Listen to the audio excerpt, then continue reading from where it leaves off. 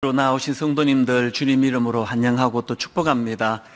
비록 제한된 인원이지만 오늘 또 이렇게 같이 성도님들과 예배를 드리니까 얼마나 감사한지 모르겠습니다. 이제 빨리 이 코로나19가 다 종식이 되고 예전으로 돌아가서 마음껏 예배하는 날이 다가올 줄로 믿습니다. 가정에서 예배 드리시는 분들이나 또 함께 지금 예배 자리에 나오신 분들이나 반갑게 인사하는 시간이 또 참 중요합니다. 우리 축복하시면서 함께 인사하시겠습니다. 참 잘 오셨습니다. 또 주님 이름으로 환영합니다. 또 축복합니다. 반갑게 인사 나누어 주시고요. 조금 전에 영상 광고로도 나왔습니다만 이제 이 대면 예배에 대한 여러 안내들 잘 참고하시고 또 홈페이지 오시면 그 내용들을 보실 수가 있는데요. 이제 한 가지는 지난 주일날 이제 오늘 이 주일 예배 신청하셨지만 참석 배정을 받지 못하신 분들은 이제 다음 주일 예배 때 이제 이 자리에서 예배를 드릴 수 있도록 배려를 하고 있습니다. 그래서 이제 주중에 아마 안내 문자 금요일쯤에 갈 텐데요. 참고해 주시기를 부탁을 드리겠습니다. 이제 우리 하나님 말씀은 마가복음 3장입니다. 마가복음 3장 13절부터 15절까지 이 시간에 같이 봉독할 텐데요. 오늘도 다 자리에서 일어나셔서 새 구절이니까 한 목소리로 합심해서 같이 읽도록 하겠습니다. 13절부터 같이 읽도록 하겠습니다. 또 산에 오르사 자기가 원하는 자를 부르시니 나아온지라.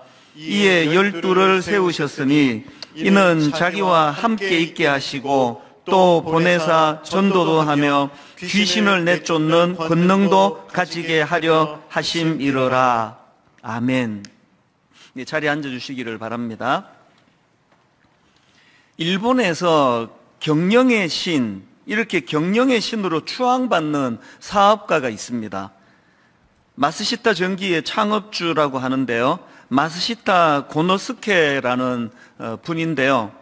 이분은 이미 돌아가신 지가 30년이 지났지만 아직도 일본 역사상 가장 뛰어난 경영인이었다, 이런 평가를 받고 있다고 합니다. 2000년도에 밀레니엄 특집으로 조사한 여론조사에서도 지난 1000년 동안 일본에서 가장 뛰어난 기업인 1위, 바로 이분이 꼽힐 정도로 그렇게 인정을 받는 분이라고 하는데요. 제가 이분에 대해 알게 된 것은 이분이 쓴 사업은 사람이 전부이다, 이런 제목의 책을 통해서였습니다. 그 책 목차가 되게 흥미롭습니다. 1장 사람을 쓰다, 2장 사람을 움직이다, 3장 사람을 키우다, 4장 사람을 살리다, 5장 사람이란 무엇인가. 모든 목차가 그 사람 이야기로 꽉 차 있는 게 굉장히 특이했습니다. 그 책에 이런 내용이 나옵니다. 아마 이분이 창업 초기에 그 직원에게 했던 말인 것 같은데요. 이런 말을 했다고 합니다. 만일 고객들이 마스시타 전기가 무엇을 만드는 회사냐고 물으면 제품이 아닌 사람을 만드는 곳이라고 답하게나. 그 한마디에서 이제 이분의 정신이 느껴질 수 있는데요. 또 다른 책에 마스시타 고노스케라는 제목의 책에서도 비슷한 내용을 제가 발견을 했습니다. 내용이 이렇습니다. 마스시타가 신입사원들에게 항상 당부하는 말이 있었다. 누군가 파나소닉은 무슨 회사냐고 물으면 이런 식으로 대답하라고 했다. 우리 회사는 사람을 만드는 회사입니다. 더불어 상품도 만드는 회사입니다. 전기 전자제품도 만듭니다. 물건을 만들기 전에 사람을 만드는 회사입니다. 이게 굉장히 독특하더라고요. 뭘 만드는 어떤 회사냐 물으면 우리 회사는 사람을 만드는 회사입니다. 물건도 만들고요. 이 어디에 강조점이 가 있는지를 지금 느낄 수 있게 만드는 거 아니겠습니까? 그래서 제가 이분과 관련된 책들을 쭉 읽다가 보니까 이 사업은 사람이 전부다, 이게 그냥 그 구호가 아니라 실제적으로 이 사람의 그 정신이었다는 것을 좀 알 수가 있게 됐습니다. 이제 물론 이분에 대한 부정적인 부분도 있는데 이제 뒷부분에서 제가 이거를 다루려고 하고요. 어쨌든 제가 오늘 본문 말씀을 묵상하다가 이분이 쓴 이 책 제목 사업은 사람이 전부다, 이게 불쑥 떠올랐던 이유는 오늘 본문 말씀이 바로 이런 예수님의 정신을 그대로 담고 있기 때문입니다. 오늘 본문 말씀은 이제 예수님께서 12명의 제자들을 부르시는 그 내용을 다루고 있는데요. 저는 오늘 본문에서 이 예수님과 관련한 두 가지 두드러지는 점을 발견을 합니다. 첫째가 뭐냐 하니까 예수님은 이 사람을 통해 일하시는 분이라는 겁니다. 14절입니다. 이에 12를 세우셨으니 이렇게 표현하고 있는데요. 제가 자료를 찾다가 보니까 여기서 중요한 것이 이 제자들을 세우시던 시점이라는 겁니다. 언제 12명의 제자들을 세우셨느냐? 바로 앞에 나오는 6절입니다. 6절에 이런 내용이 나옵니다. 바리새인들이 나가서 곧 헤롯 당과 함께 어떻게 하여 예수를 죽일까 의논하니라. 지금 마가가 그 기록해 나가는 과정에서 뭘 강조하고 있는가 하니까 지금 예수님은 이제 그 당시 기득권자들이 예수를 죽이려고 의논하던 그 시점에 12명의 제자들을 세우고 계신다. 이 뭘 강조하는 거겠습니까? 이제 주님은 앞으로 닥칠 십자가와 죽음을 염두에 두시고 미리 제자들을 택하여 훈련시키시기를 원하신다. 이 정신을 지금 마가복음이 강조하고 있다는 겁니다. 참 이게 저에게도 감동이 됐던 게요. 12명의 면면을 이제 쭉 살펴보면 아시겠지만, 이 잘 준비돼가지고 언제든지 바로 투입할 수 있는 사람이 아닙니다. 이 훈련을 거치지 않으면 도저히 쓸 수 없는 그런 사람들을 주님이 선택하시고 미리 주님이 그들을 훈련시키고 계시는 이 사람을 통해 일하시는 예수님의 그 정신 때문에 저같이 이렇게 평범하거나 약간 또 떨어지거나 하는 저 같은 사람도 쓰임을 받고 있는 거 아니겠습니까? 그런가 하면은 본문에서 두드러지는 한 가지가 더 있는데, 두 번째로 우리가 발견하는 게 뭐냐? 예수님은 사람을 소중히 여기시는 분이라는 겁니다. 사람을 통해 일하실 뿐 아니라 사람을 소중히 여기시는 분. 오늘 본문에 보면은 예수님이 12명의 제자들을 세우신 목적을 이 세 가지로 지금 설명하고 있는데요. 14절 15절입니다. 이에 12를 세우셨으니 이는 자기와 함께 있게 하시고 또 보내사 전도도 하며 귀신을 내쫓는 권능도 가지게 하려 하심이로라. 여기 보니까 세 가지 목적이 나오는데 제가 주목하는 거는 가장 먼저 나오는 목적이 뭐냐? 자기와 함께 있게 하시고. 이게 그렇게 감동이 되는 겁니다. 여러분, 이 기능만을 강조하는 세상에서는 절대로 보기 힘든 구조 아닙니까? 어느 회사가 사람을 쓰면서 내 자네 키워주려고 불렀네. 이런 회사가 간혹 있기는 하지만 이게 되게 생소한 이야기 아닙니까? 누가 월급 줘가면서 내 너희들과 함께 있으려고, 당신과 함께 있으려고 내 당신을 뽑았어. 이러는 회사는 거의 없습니다. 회사가 거의 없다는 건 당연하고요. 어느 교회가 성도들의 피 같은 헌금으로 유지되는 교회에서 내가 당신을 키워주고 싶어서 내가 전사님과 함께 있으려고 청빙합니다. 이러는 교회는 없습니다. 이거는 세상의 원리랑 맞지가 않습니다. 그런데 예수님께서는 제자들을 부르신 목적에 가장 우선적으로 함께 있기를 원하신다는 겁니다. 어떤 면에서는요, 이 교회가 이 세상에 이 발을 딛고 살아가다가 보니까 이 주님의 정신을 지금 자꾸 잃어버리고 있는 건 아닌가, 그런 생각을 하는 겁니다. 지금 일만 성도 파송 운동을 선언하고 나니까 많은 성도님들도 이제 참 걱정도 많고 또 여러 가지로 기도 제목으로 지금 고심하고 계시다 그러는데요. 일만 성도 파송 운동을 선포하고 나서 제일 불안한 그룹이 있다면 우리 직원들입니다. 당장에 이제 한 11개월 지나면은 성도님이 4분의 3이 지금 준다 그러는데, 그럼 우리는 어떻게 되는 거냐고, 직원들이. 걱정이 되는 거 당연한 거 아닙니까? 제가 지난 연말에 전체 직원을 다 모아놓고 약속 하나 했습니다. 여기 교회다. 어떤 경우라도 성도님들이 4분의 3이 줄어서 이제 직원들이 4분의 3이 필요 없어서 4분의 3은 내보내는 일, 그런 일 하지 않는다. 이게 교회다. 어떤 경우라도 당신들을 가장 좋은 방식으로 그렇게 잘 인도할 거니까 아무 걱정하지 마라. 제가 그렇게 약속을 했습니다. 제가 이렇게 교회를 대표해서 약속할 수 있는 근거는 모든 성도님도 저하고 비슷하게 생각하려고 믿습니다. 이 중에 혹시 아니 우리가 내는 헌금으로 왜 쓸데없는 직원들을 그대로 두느냐고 다 쫓아내세요. 그런 분은 안 계시겠죠, 설마? 왜 그런 분이 안 계시리라고 제가 확신합니까? 그게 교회니까요. 교회는 왜 그래야 됩니까? 교회는 다른 어떤 것보다 자기와 함께 있게 하시려고 하는 그 예수님의 정신이 구현돼야 되는 게 교회이기 때문 아니겠습니까? 제가 오늘 새벽에 이 말씀을 준비하다가 갑자기 우리 어머니, 우리 엄마가 자꾸 생각이 나서, 이 연세가 이제 많이 이제 드시니까 요즘은 전화를 드려도 막 대화도 잘 옛날처럼 잘 안 되고 그래서 참 마음이 아픈데, 그렇다고 뭐 찾아뵐 수도 없고 미국에 계시니까 오늘 새벽에 참 어머니 생각이 이렇게 확 밀려오던 이유가 있습니다. 왜냐하니까요, 19년 전에 교회를 개척하고 초기에 어머니가 미국에서 전화 항상 주셔가지고 하시는 말씀이 있으셨거든요. 너같이 어른 목회도 안 해보고 또 경험도 별로 없는 또 어리숙한 이런 목사를 믿고 찾아와 주시는 성도들이 너한테 평생 은인인 줄 알아라. 그 창립 멤버들은 네가 죽을 때까지 못 갚는 그런 사랑의 빚을 진 분으로 그렇게 알고 목회해라. 그 어머니의 말씀의 요지는 사람을 귀히 여기라는 그 말씀 아닙니까? 오늘 새벽에 이 말씀을 준비하다가 왜 그 어머니가 생각났을까요? 바로 저에게 그렇게 훈계하셨던 어머니의 그 말씀이 예수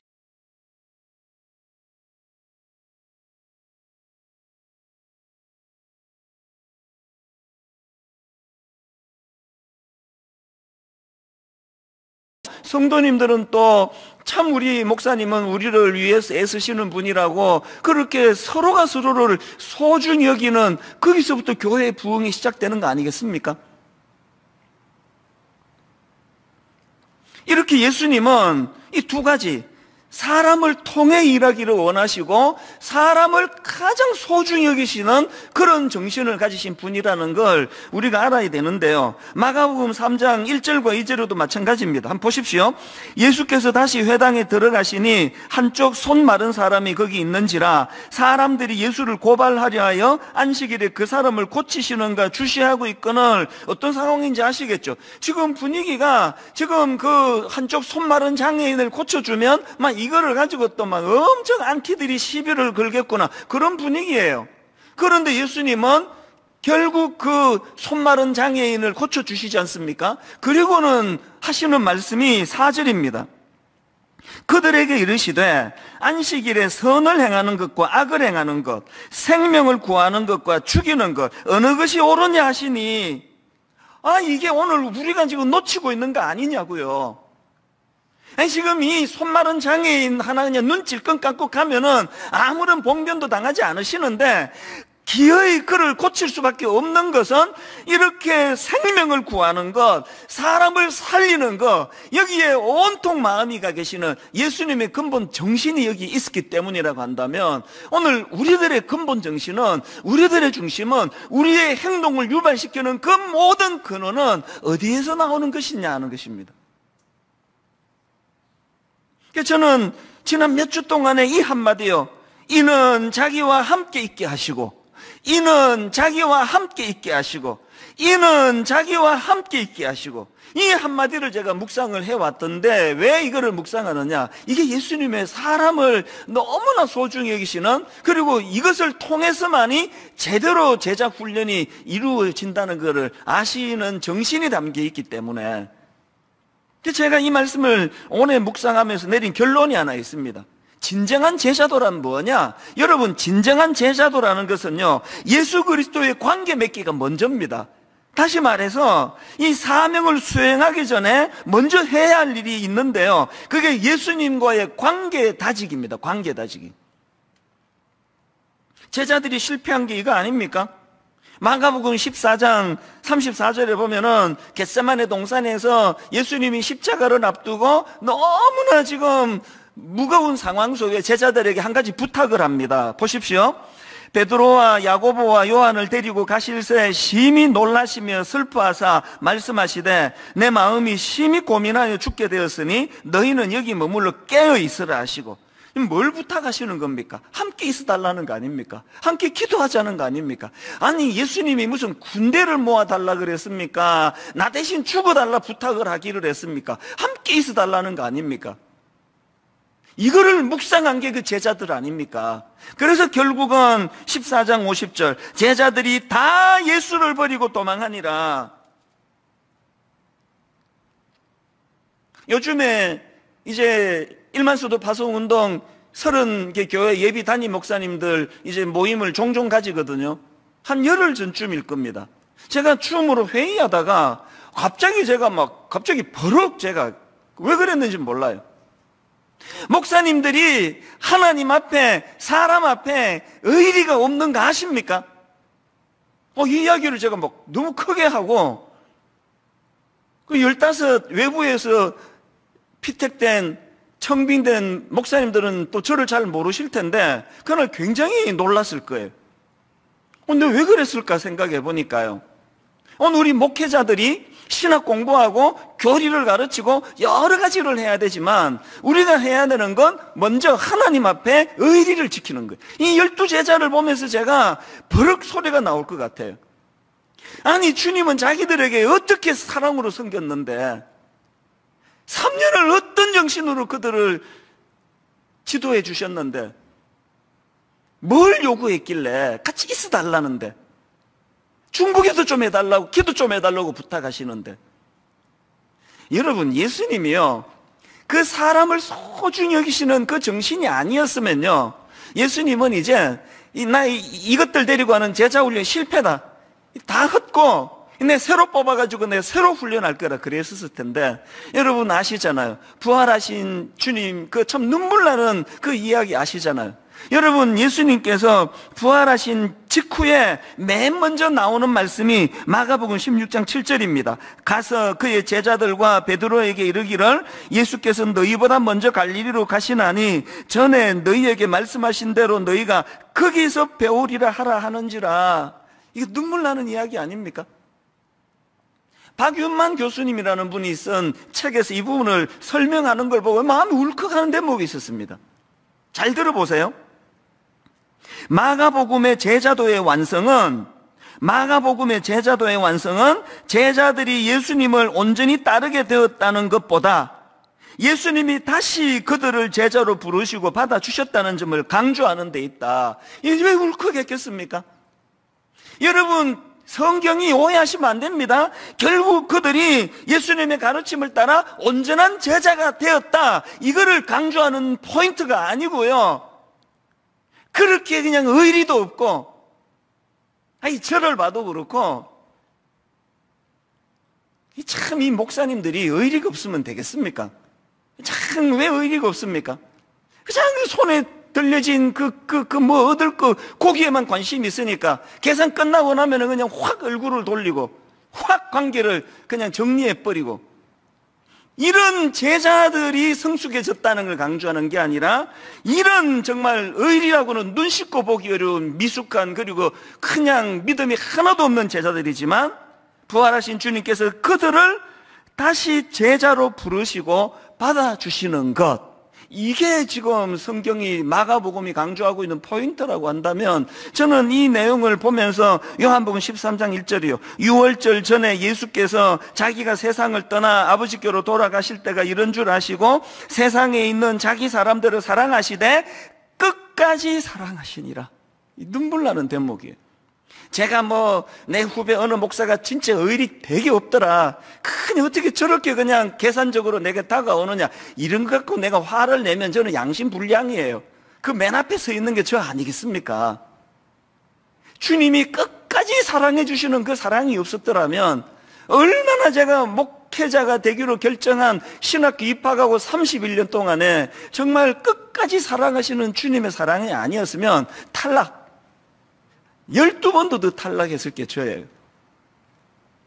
그래서 제가 하나 깨달은 게 뭐냐, 여러분, 우리가 두려워해야 될 것은요, 우리 안에 능력 없음이 아니고요, 우리 안에 능력 없는 걸 두려워해야 되는 게 아니라 이 끝까지 사랑하시는 주님의 사랑을 잘 모른다는 거, 우리 이걸 두려워해야 된다는 것입니다. 그래서 저는 오늘 이 본문 말씀을 통해서 우리가 그 두 가지 실천사항, 꼭 우리가 이것을 마음에 담고 노력해야 몸부림쳐야 되겠다는 두 가지를 말씀드리고 싶은데요. 실천사항 첫 번째가 아주 쉽습니다. 긴장하지 마세요. 너무너무 쉬워요. 우리가 할 실천사항 누리기입니다. 누리기. 그냥 누리면 되는 겁니다. 신앙생활은 누리는 거예요. 뭘 누리는 겁니까? 자기와 함께 있게 하시고, 이건 누리는 거예요. 뭘 누리는 겁니까? 사랑하시되 끝까지 사랑하시는 그 주님의 사랑을 누리는 겁니다. 요즘에 이 청년들이 자꾸 교회를 떠난다 그러는데요, 우리 기성세대 책임이 큽니다. 청년들이 왜 교회를 떠납니까? 주 안에서 누리는 게 뭔지를 전혀 모르기 때문에 그래요. 그저 그냥 어릴 때부터 규율만 있고, 그냥 예배 드리자, 성경 외워라, 이런 그 강요만 있고, 신앙생활의 묘미는요, 주님이 우리와 함께 하시기를 원한다. 끝까지 사랑하시는 그 주님과 함께 하는 것이, 이게 신앙생활이다. 이걸 누리는 게 이게 신앙이에요. 저는 새벽이 너무 좋거든요. 요즘에 일만소도 파송 운동을 앞두고 있으니까 주님이 이 시간을 더 소중히 인도해 주시는 것 같아요. 하루 일과 중에 새벽이 그래서 아주 일찍 자요, 일부러. 저에게 저녁이 없습니다. 8시에도 자고 9시에도 자고, 어떨 때는 7시에 쓰러지듯 자고, 요즘에는 1시에도 일어나고 2시에도 일어나고. 새벽이 전 너무너무 좋아요. 한 번은 제 아내에게 이런 말을 했습니다. 난 당신보다 새벽이 더 좋아. 사실 전 제 아내를 진짜 사랑합니다. 우리 애들이 다 알아요. 그래서 제가, 난 네 엄마 없이 못 사는 거 알지? 그래서 우리가 다 힘을 합해가지고 엄마 건강하도록 우리가 도와야 돼. 이 말은 내 진실이에요. 진심입니다. 그런 제가 제 아내보다 난 새벽이 더 좋다고 이야기해요. 근데 이게 사실 이 문법적으로 이게 어폐가 있는 표현이에요. 제 아내는 인격체고 새벽은 비인격체인데 어떻게 이걸 비교합니까? 여러분, 어떻게 제 아내라는 인격체와 새벽이라는 비인격체를 비교할 수 있는가 하면은요, 여러분, 이 찬양 속에 그 답이 다 있습니다. 저는 새벽마다 이 찬양이 저에게 굉장히 의미가 있다고 저는 생각합니다. 저 장미꽃 위에 있을 아직 맺혀 있는 그때에 귀에 은은히 소리 들리니 주 음성 분명하다. 이거 제가 제 아내 보고 난 당신보다 새벽이 더 좋아, 이 말은요, 그 새벽이라는 비인격체를 좋아하는 게 아니고요, 저는 새벽에 만나는 주님이 좋다는 거예요. 2절 가사에도 보니까요, 그 청한 주의 음성, 그 청한 주의 음성 우는 새도 잠잠케 한다. 내게 들리던 주의 음성이 늘 귀에 쟁쟁하다. 저는 이 후렴 말씀이 내 인생의 주제가가 되기를 원합니다. 주님 나와 동행을 하면서 나를 친구 삼으셨네. 우리 서로 받은 그 기쁨은 알 사람이 없도다. 제가 이 가사에서 감동이 되는 건요, 우리 서로 받은 기쁨이래요. 저만 기쁜 게 아니고요, 저와의 교제를 주님도 기뻐하신다는 게, 이게 말이나 되는 이야기입니까? 나 같은 이런 정말 이 피조물 중에도 아무 쓰잘데도 없는 나 같은 것을 교제하는 것에 대하여 우리 서로 받은 그 기쁨 알 사람이 없도다. 여러분, 이거 아십니까? 신앙생활은 비밀이에요. 신앙생활은 신비입니다. 큰 교회 목사 됐답시고 그냥 눈에 보이는 것만 갖고 그들먹거리면요, 내 영혼은 죽은 거예요. 교회가 얼마나 커지느냐 안 커지느냐가 중요한 게 아니고 내 생애에 가장 소중한 건 새벽이에요. 새벽. 최근에도요, 교역자 한 사람과 1만 성도 파송 운동 이런 이야기를 하다가 갑자기 마음에 또 두려움이 확 몰려오는 겁니다. 지금 안티들이 또 뭘로 공격하고 있을지를, 뭘로 준비하고 있을지를 어떻게 아느냐고. 이제 30개 교회 이제 4월 첫 주부터 이제 담당 목사님들이 발표가 나고 여러 가지 이런 것들이 이제 또 오를 때에 뭐 이런 이야기를 나누고 생각을 하니까 또 갑자기 또 두려움이 확 밀려오는 겁니다. 저는요, 이렇게 막 두려움이나 걱정이 밀려오면 생각을 많이 안 해요. 두려울 때 생각하면 두려움을 가중시키더라고요. 그런 때는요, 막 집에 가서 밥 먹고 이제 자버려요, 그냥. 초저녁에 자버립니다.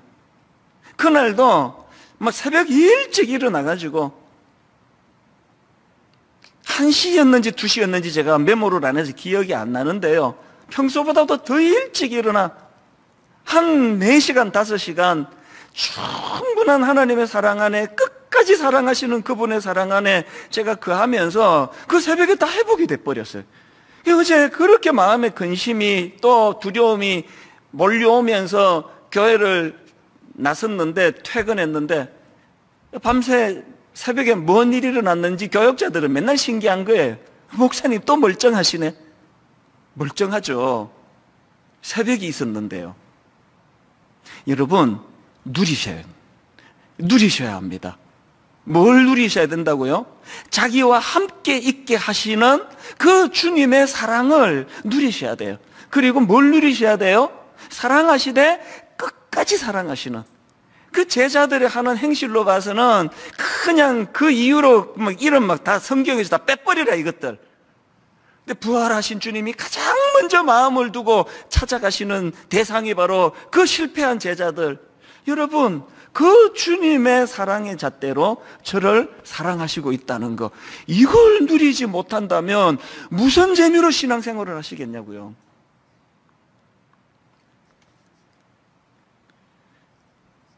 그런가 하면은 두 번째로 우리가 실천해야 될 게 하나 있는데요, 사람을 소중히 여기시는 그 태도를 회복해야 된다. 이거 반드시 우리가 해내야 될 실천사항입니다.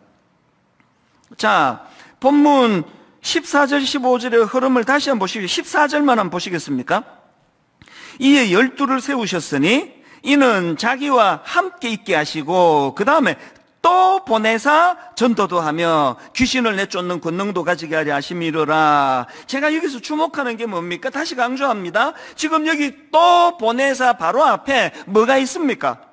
자기와 함께 있게 하시고가 먼저 있는 거예요.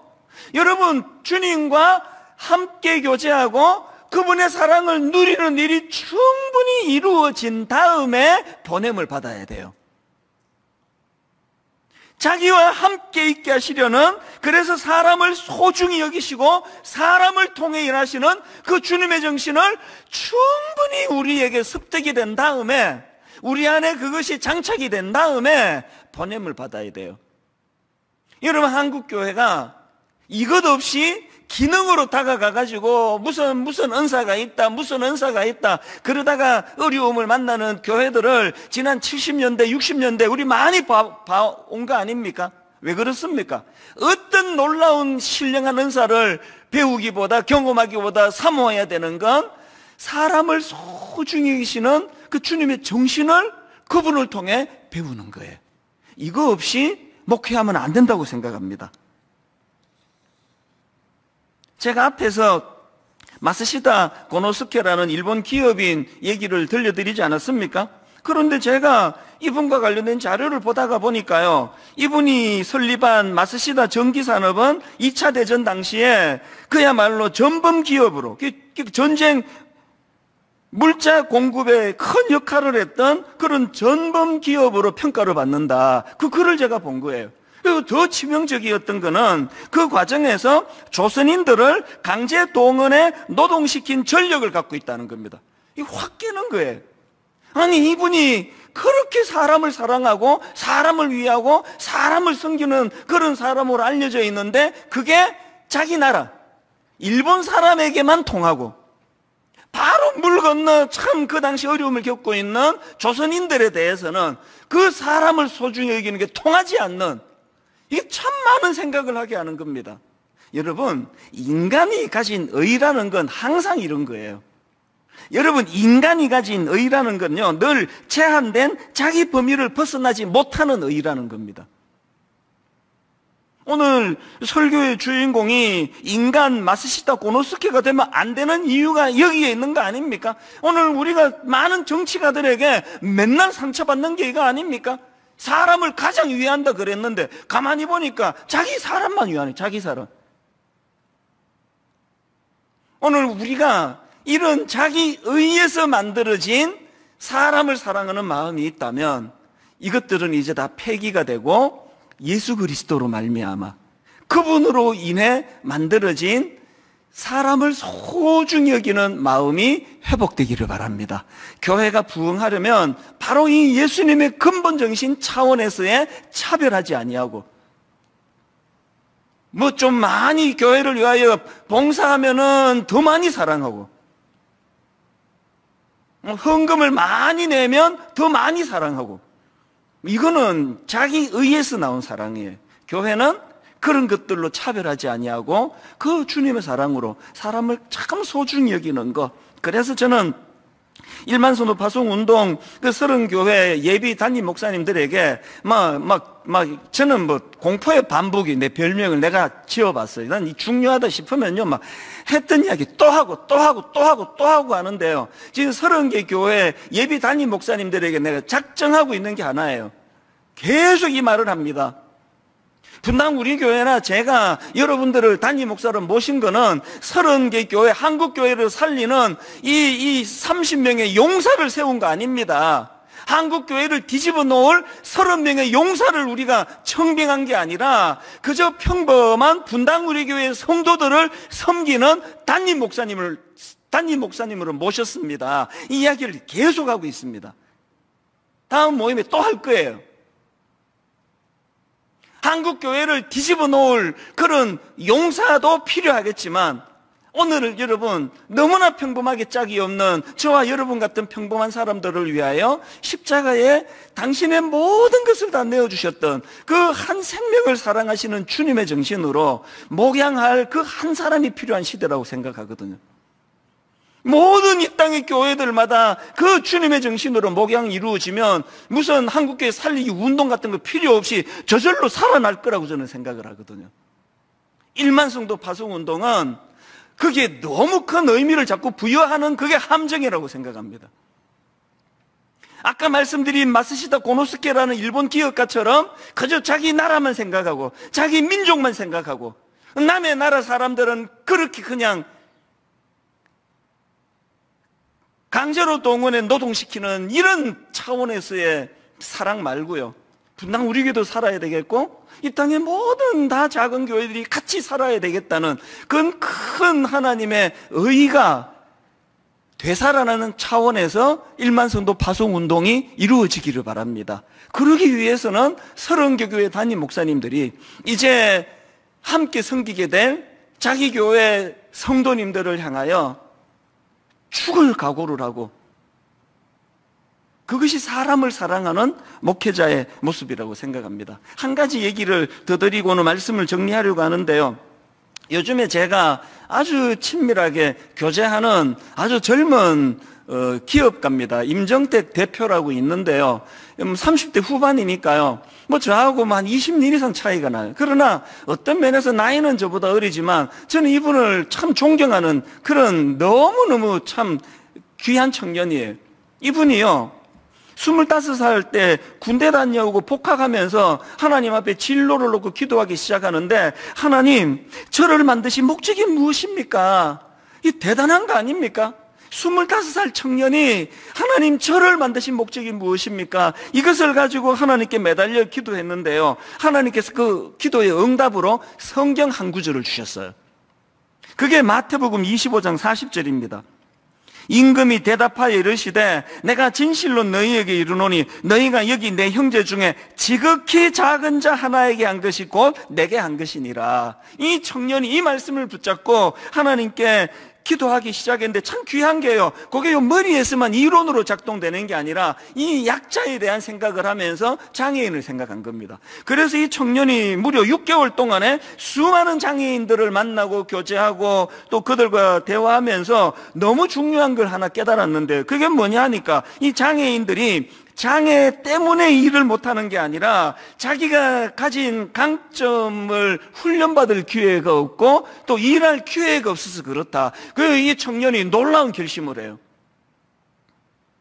사회적 기업을 창업하고요. 그리고 히즈빈즈라고 하는 이름의 카페 한번 검색을 한번 쳐보세요. 히즈빈즈. 그 카페에서 일하는 바리스타는 모두가 다 우울증, 또 정신분열증 이런 병을 앓는 정신장애인들이에요.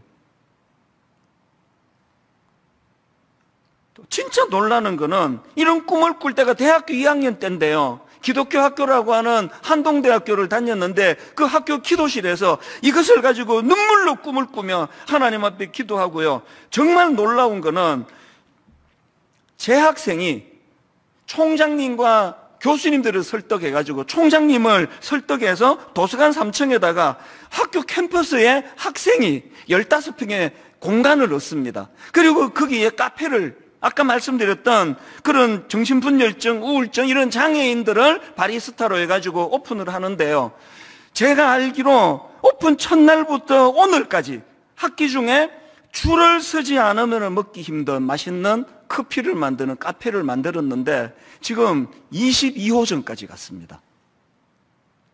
제가 이 형제랑 근래에 교제를 하면서 감동을 받는 건요, 교만한 게 없어요. 그 젊은 나이에 22호점까지 그렇게 만드는 탁월한 능력을 갖고 있는데 그걸 자랑하는 걸 한 번도 못 봤습니다. 왜 그런지 아십니까? 이분의 기쁨은 아까 제가 두 가지를 구현하는 거예요. 누리는 거예요.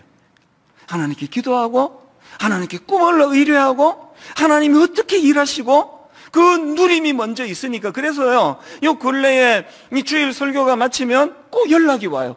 목사님, 지난번 그 설교에서 하나님이 제게 이런 도전을 주셨습니다. 지난번 그 설교에서 내가 이런 꿈을 내가 다시 갖게 됐습니다.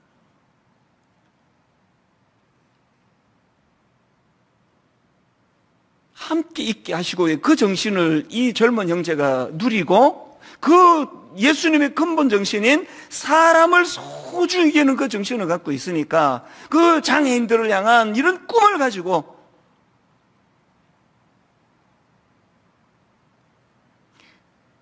브래넌 매닝이라는 분이 이런 말을 했는데 내용을 한번 들어보십시오. 이 세상에서 무신론을 부추기는 가장 큰 요인은 입으로는 예수님을 고백하고 문 밖에 나가 삶으로는 그분을 부인하는 그리스도인들이다. 오늘 여기에 좀 찔림이 있는 분이 계시면 좋겠습니다. 여러분, 지금 무신론을 부추기는 가장 큰 요인이 뭐냐? 입으로는 예수님을 고백하고 문 밖에 나가 삶으로는 그분을 부인하는 그리스도인들이다. 믿지 않는 세상 사람들은 이런 사실에 놀라워할 뿐이다. 결론을 맺으면서요, 제가 앞에 마스시다 고노스케의 그 책을 사업은 사람이 전부 다 그 책 서평을 제가 읽었는데 어떤 분이 그 서평을 쓰는데 박노해 시인의 다시라는 시를 인용해 놨더라고요. 이 유명한 시 아시죠? 희망찬 사람은 그 사람이 희망이다. 길 찾는 사람은 그 자신이 새 길이다. 참 좋은 사람은 그 자신이 이미 좋은 세상이다. 사람 속에 들어있다. 사람에서 시작된다. 사람만이 희망이다. 사람들은요, 이런 시 엄청 좋아해요. 저도 좋아해요. 막 받아 적고 그래요. 저도 받아 적었습니다. 그런데 제가 이 시를 읽으면서 저에게 너무나 도전되는 자극적인 질문을 제 스스로에게 던졌습니다. 사람만이 희망이라고 이런 말을 네가 참 좋아하는데 이찬수 목사, 너 진짜 사람이 희망이냐? 너 진짜 사람이 가장 소중하냐? 그 이론 아니냐? 그 문학적인 표현을 좋아하는 거 아니냐? 오늘 여러분, 제가 자극받았던 똑같은 질문을 던지기 원합니다. 여러분, 사람만이 희망이다 이런 말들 좋아하시죠? 근데 진짜 그렇게 생각하세요? 그 이론 아닙니까? 그 문학적인 표현을 좋아하시는 거 아닙니까? 뭔 삶이 맨날 이렇게 막연하고 맨날 추상적입니까? 이 고질병을 고치시려면요, 사람을 너무 사랑하셔. 사람을 사랑하시되 끝까지 사랑하셔. 십자가에 모든 걸 다 내놓으신 그 주님을 만나고 그 주님과 더불어 누리셔야 돼요. 이 젊은 청년처럼 그 주님과 교제가 충분히 이루어질 때 그 정신이 이론이 아닌 실제적인 삶 속에서 내 정신으로 승화될 줄로 믿습니다. 그래서 교회가 다시 한번 주님의 그 정신으로 돌아와 사람을 소중히 여기고, 사람을 너무너무 사랑하고, 사람을 소중히 여기고, 사람을 너무 사랑하는 이것이 회복이 된다면 교회는 회복될 줄로 믿습니다. 오늘 이 설교를 저는 이 찬양으로 다 녹일 수 있다고 생각합니다. 아까 제가 불렀던 그 찬양인데요, 찬송가 442장, 여러분 정말 가사를 생각하시면서 우리 이 찬양 부르기 원합니다. 저 장미꽃 위에 있을.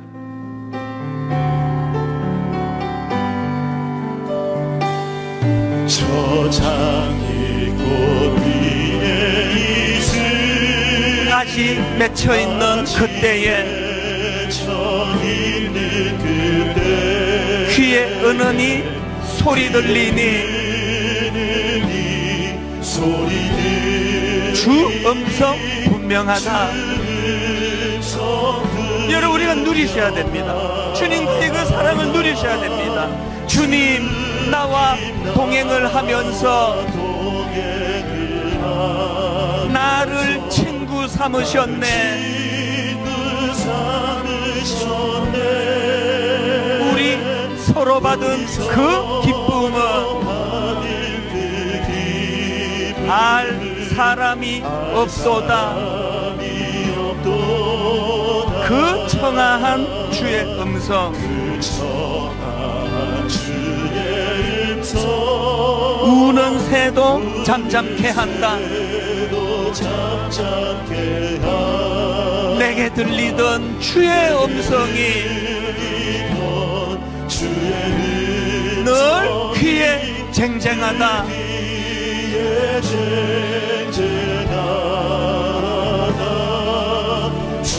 주님 나와 동행을 하면서 여러분 이 기쁨을 아십니까? 나를 친구 삼으셨네. 우리 서로 받은 그 기쁨은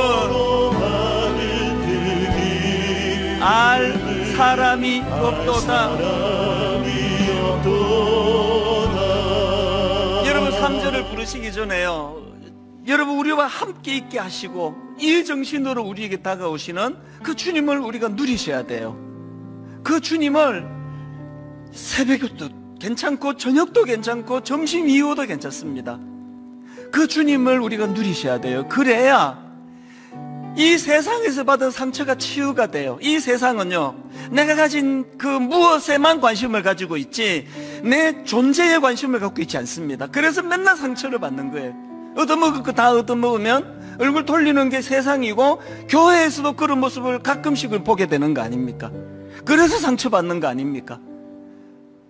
내가 가진 그 무엇 때문에 내게 관심을 갖는 분이 아니라 내 존재를 사랑하시는 그분과 교제하면 누리면 세상에서 받은 상처가 치유가 됩니다. 그리고 그 주님의 정신으로 무장하여 우리도 세상을 향해 나아갈 수 있게 되는 거거든요.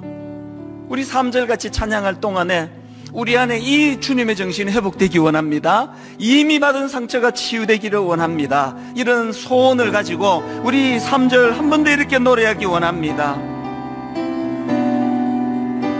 밤 깊도록 동산 안에,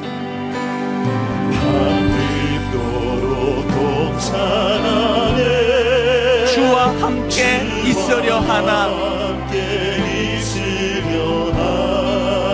괴로운 세상에 할 일 많아서 날 가라 명하신다.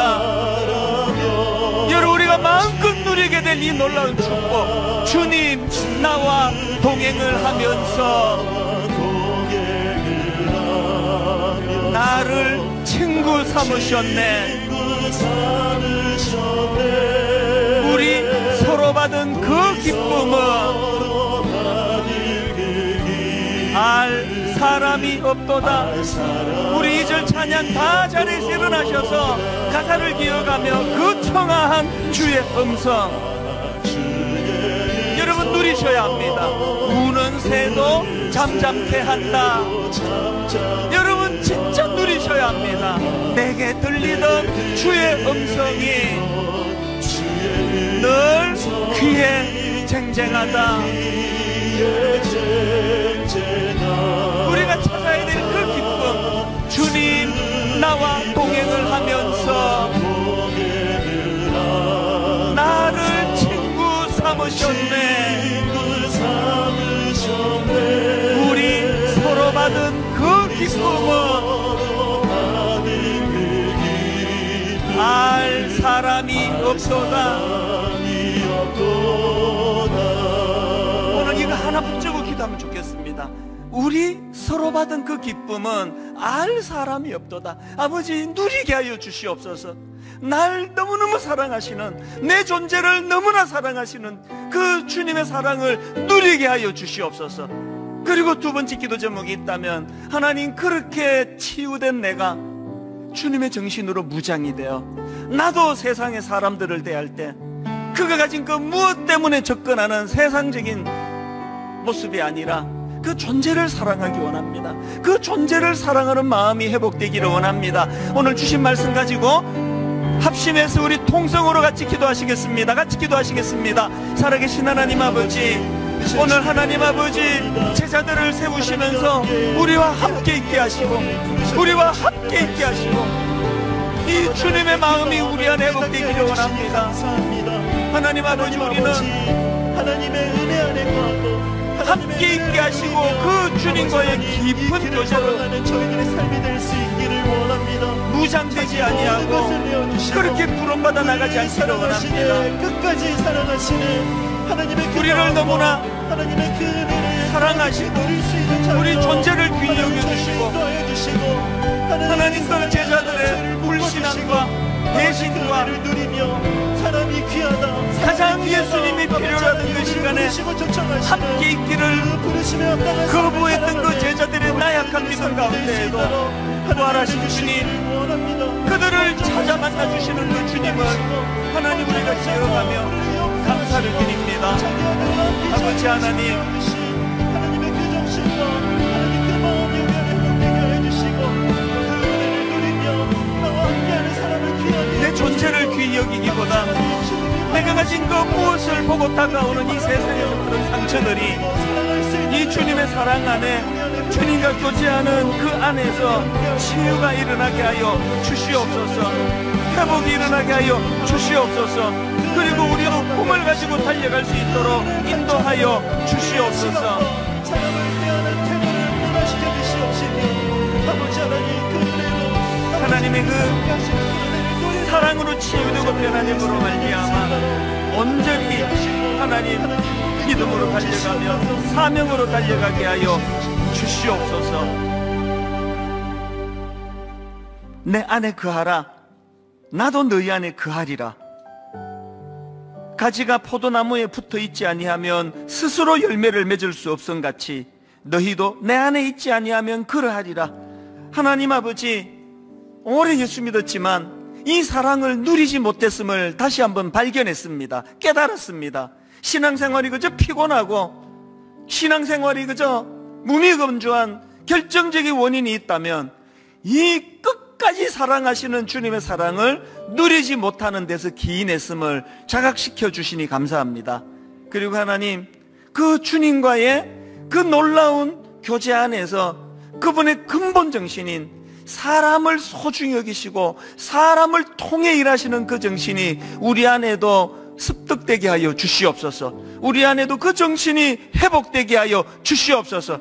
이 땅의 아버지, 수많은 교회들 안에 이 정신이 회복될 때에 교회가 살아나는 줄 믿습니다. 교회가 회복되는 줄 믿습니다. 그 은혜의 자리로 하나님 나아가게 해주시고, 우리 귀한 성도님들 이번 한 주간 동안에도 나의 안에 거하라, 주님과 함께 동거하며 그 주님과 동행하는 세상에서의 삶이 얼마나 마음의 기쁨이 넘치는가를 맛보고 경험하는 한 주간이 되도록 인도하여 주시옵소서.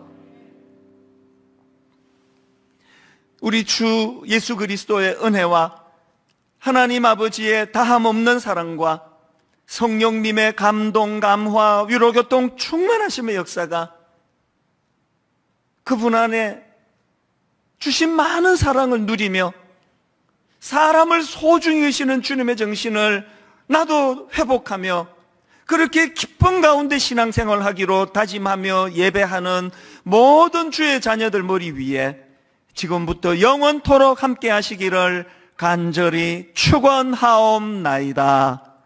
아멘.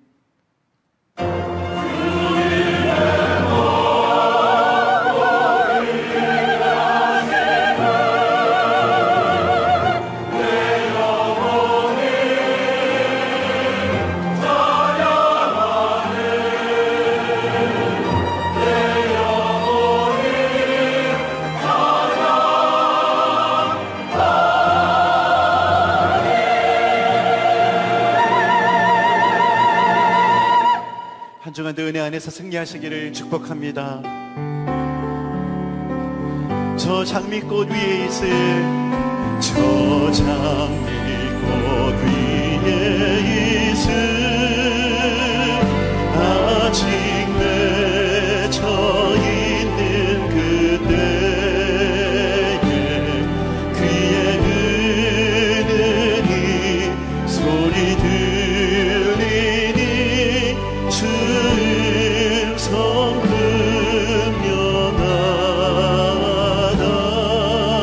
주님 나와 동행을 하면서 나를 친구 삼으셨네.